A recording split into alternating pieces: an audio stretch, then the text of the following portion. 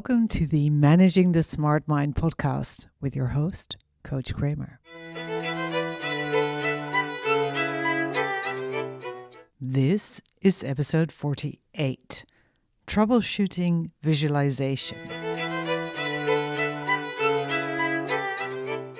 Welcome back, smart human. Did you give the visualization exercise I talked about in the last episode a try? And if you haven't even listened to that episode yet, please do that first. It's like requirement for this episode. If you have, but you find it difficult or you aren't sure you're doing it right, then this episode is for you. Because we're diving into things like internalized depression, social, cultural pressure, and other programming that may actually be blocking you from doing your visualization and achieving your goal. And we're going to talk about how to bridge that gap. Because as I actually mentioned in the last episode, visualization isn't just an amazing tool to get better at things, achieve your goals, right, in a very easy way, using this creative, imaginative capacity of your brain.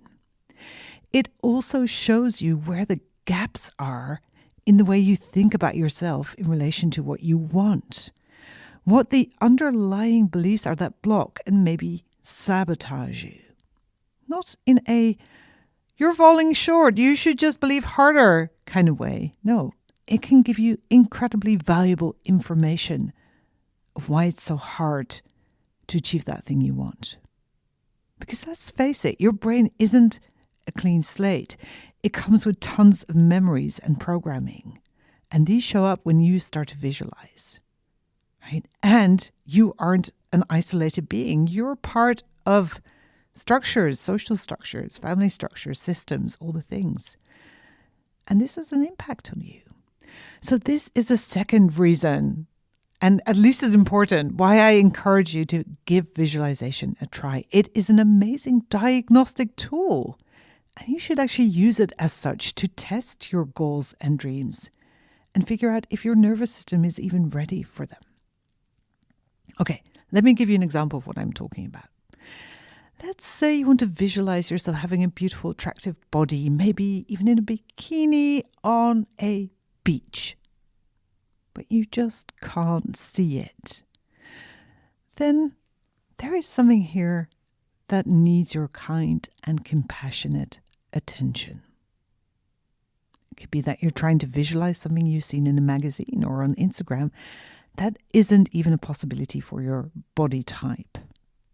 In which case, by the way, I would say that your failure to visualize is actually a very healthy response. Maybe you're trying to visualize something that you have been programmed to think is impossible for you. Because a family member told you your body was unattractive, for example, and your young brain accepted that and has held it as truth ever since. Or maybe you've learned to associate being attractive with not being safe. So whenever you try to visualize yourself as attractive, your nervous system immediately shuts you down. Or it could be that you've been told and been raised to never think great things about yourself. And you kind of self-censure your visualization before you even get started. Or maybe you've never seen people with the specific body type you have presented as attractive, right? And your brain can't even go there. I have to say, whatever the reason is that you're not able to visualize your goal or desire properly, as in it becomes very vivid, you can inhabit it, really be there, look around you, feel all the things, hear all the sounds, and so on and so forth. The reason you're not able to do it is usually a good one, a solid one.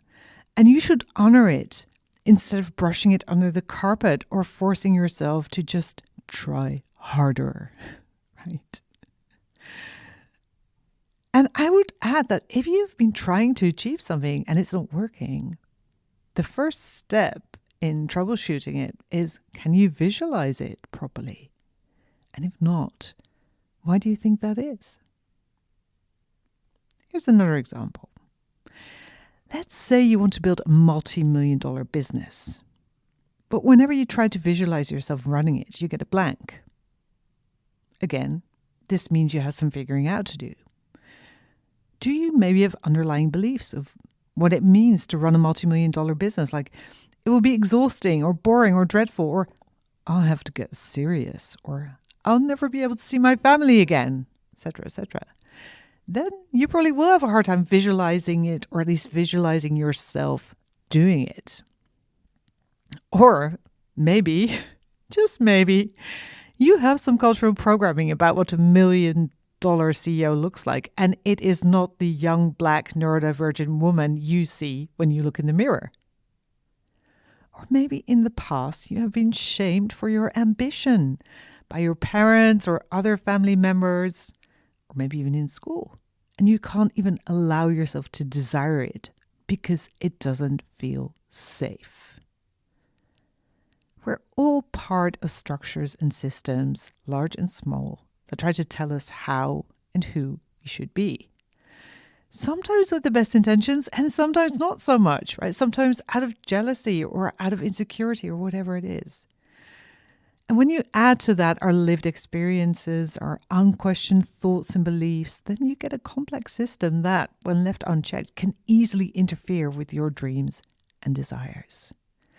And visualization is an incredibly efficient way of unearthing those sort of unconscious, invisible blocks, finding all the gaps and the obstacles between you and your dreams, so that you can first then heal those parts of yourself that need healing, instead of just keep coming at it and then beating yourself up for not achieving your goal, whilst reinforcing and re-triggering all the trauma. No, you don't want to do that. Let's go back to my book writing as an example. I actually have a hard time visualizing myself presenting my book, right? I can visualize the cover. I can visualize myself sitting down to write it. That's all fine and dandy.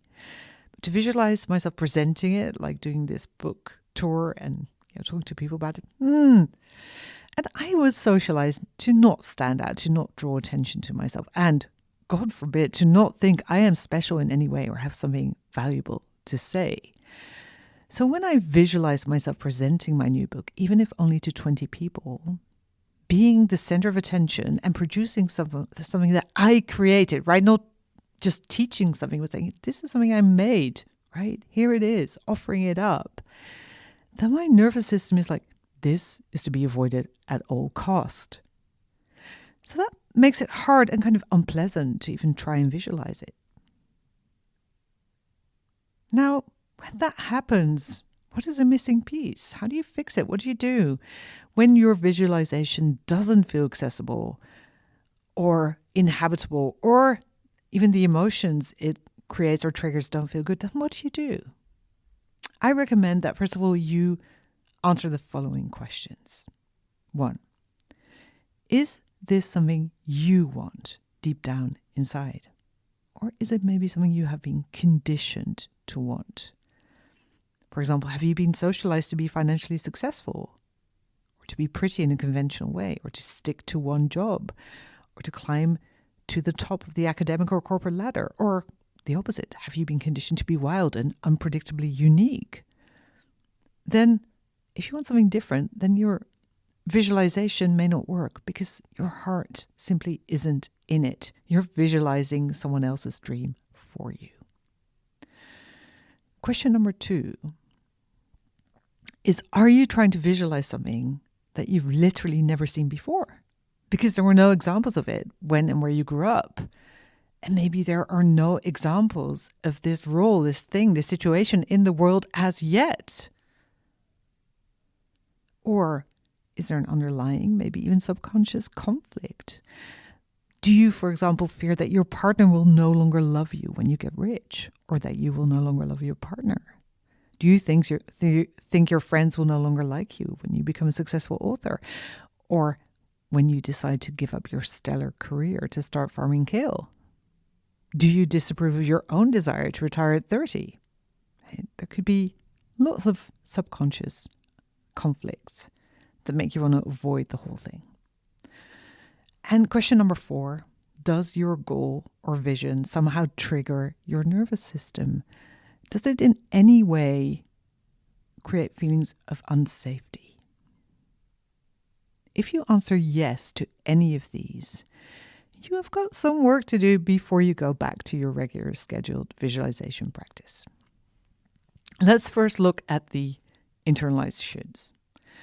If your visualization is built on other people's shoulds, your first job is to start dismantling those. And this may not be done in a day, and you may want some help with it, but it is so worth doing because you want a life that you want, not someone else's, right? And again, I recommend hiring a coach to do this work with, but here are some prompts to help you find your way back to your own dreams and desires. If you were transplanted to a different planet with friendly aliens and could do anything you wanted, what would you do? If you believe that your friends, parents, loved ones' only desire for you is to see you happy and thriving, what would you do? If the people who have an agenda for your life lost part of their memory, or more specifically, lost that part of their memory, what would you do? Right? They just simply can remember that they wanted you to get married or whatever it is they want. What would you do? That can help you open up to what you want. Okay, then the second question, you simply can't see it. Well, you can't be what you can't see. This powerful quote by social justice advocate and founder of the Children's Defense Fund, Marian Wright Edelman, explains exactly why diversity is so important, why representation is so massively important. If you can't even picture yourself in a certain role, environment, space, then how can you go after it in a constructive manner? Right? It's very hard because your brain is going to tell you, this is not possible. We do not have a picture of this, right? We draw a blank. Okay. But what if you go where no queer woman has ever gone before? If you want to go somewhere that no one has gone before, if you want to do something that nobody's done before, then you have to do the work of bridging that gap also visually, right? And this is very interesting. Some of you know I've done a lot of work in the past around stock photography and how horribly biased it was and non-diverse in so many different ways, right? And this shows up again when I do coaching work with people, as in their brain is so like the pictures they have in their brain consist of stock photography, and they want something that is not available in those files, right? In those pictures. So they have to create the picture. They have to do the work of bridging the gap visually. I'll give you an example, right? And this is well documented. When I say doctor, you see a man, right? Or most of you will. And when I say CEO, you most likely see a white guy in a suit looking fit, very serious. Now, if you are not a fit white guy in a suit looking serious, but do want to visualize yourself being a CEO, you have to start adjusting this vision, this stock photo, basically step by step, until you have created something that works for you. Maybe you never wear suits. Okay, change that in the picture and make him wear something you would wear. Maybe you're a woman. Change that. Maybe you're not white. Change that. Maybe you always have dimples and a smile on your face, or at least most of the time, because you have so much fun. Change that, right? Change the expression. Change the setting. Maybe you as a CEO, you aren't in those generic offices with lots of like green tinted glass, whiteboards, etc., etc. Change that. Maybe you intend to run a 100-person team from your alpaca farm. Change that, right? Step by step, change your vision. It's like, replacing the wood on the boat. This is a philosophical joke. Philosophers will get it. Change it step by step until you're able to see you in this role in the way you want it, and you can really inhabit it and believe it and desire it. And if nobody has done this before, or at least not that you're aware of, you have to really build the vision. This is the first thing you're going to create before you create the actual thing. This is where you already get to be a trailblazer. So fun. Then question number 3, if there is an underlying conflict, if you have a hunch that your vision will have secondary effects that may not be positive, then the first step is to get them all out into the open. Maybe it's the fear of ending up alone because you change and no one likes the new you. Or maybe it's the fear of becoming a complete asshole once you get super rich. And you'd be surprised how many people have this fear. Seriously. Maybe you fear getting very lazy if your life becomes too easy and comfortable. Right? Maybe you fear all of these things. So write down the goal you have trouble properly visualizing. And then underneath, I want you to write, I am afraid or hesitant to realize this because ... And write down all the things that come up for at least 15 minutes. Just keep writing anything that your brain offers. And then either alone or with the help of a coach. Coaches are super helpful. Have I told you that before? You want to challenge all those thoughts. Are they really true? Can you 100% know that this is what will happen? And if you think you can, would you prefer not going after your goal to prevent this happening? This is a great question to ask. Then the last part, what if your nervous system is triggered by some aspect of your goal? What if it does not feel safe for you to achieve that goal? Well, then you really are almost guaranteed to sabotage yourself.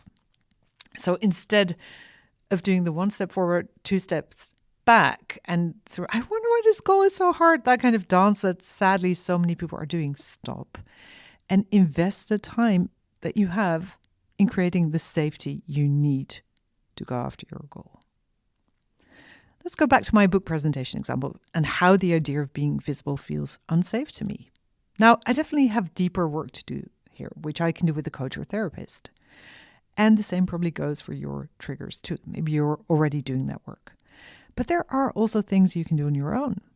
For example, you can morph and adjust your visualization until it does feel safe, and then slightly start tweaking it, as we did earlier, right? Create a kind of bridge visualization. If a book presentation for me in front of 20 people doesn't feel safe, what if it's 5? How does that feel? What if I add my best friends to the picture and have them sort of sit behind me? How does that feel? What if it is not maybe in a lecture hall, but what if it's outside on the beach? How does that feel? Right now, the upside of this is that I'm also getting more ideas to make this even more fun. And my nervous system is reacting with yes, or no, right? I know, I feel it in my body, whether it feels better or it doesn't. You have that kind of instant feedback loop. So once you've felt into that and morphed it and established that this is something that feels good and amazing, if also a little anxiety inducing, then you can start expanding it. In my case, maybe make it bigger, maybe add more seats. Same for media exposure. If the idea of 100 shares of your story terrifies you, start with 10 and then slowly make it bigger to whatever number you want. And every time you register your nervous system being triggered, your body saying, no, there's this inside there's like, no, please, no, don't make me do this. And stop and ask, what do I need to address here to feel safe? Maybe you want to hire someone to manage your social media accounts because you don't even want to read the nasty comments. Maybe you simply never want to speak in front of groups that are bigger than 50 people, for now anyway. And maybe you never get to have more money than you can handle. You can just decide that. And that is exactly it. You have to remind yourself that you have agency. You get to decide. You also get to set boundaries. Okay, so to recap, when you are trying to do the visualization work, right, to visualize your goal, and you can't do it in a way that's really vivid, you can't really step into it, this is incredibly valuable info on how For example, internalized ableism, oppression, or social cultural conditioning, or trauma triggers may be blocking you. And it's not a problem.